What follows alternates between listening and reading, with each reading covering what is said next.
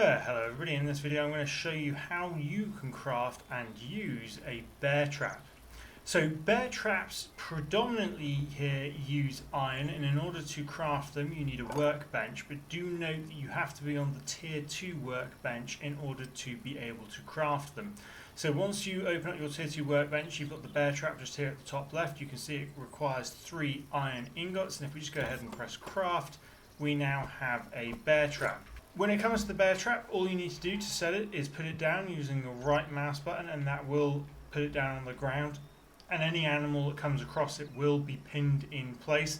Do be warned that if you walk across it, it will snap you as well, and in order to reset it you just press F. If you want to pick it up again, all you need to do is hit it with your left mouse button, and that will allow you to pick it up again. It doesn't suffer any durability, but there you go, you can put it down. And monsters will be held by this as well. If a monster is captured by this, the monster will attack it until it can free itself, or it will attack you if it does have ranged attacks.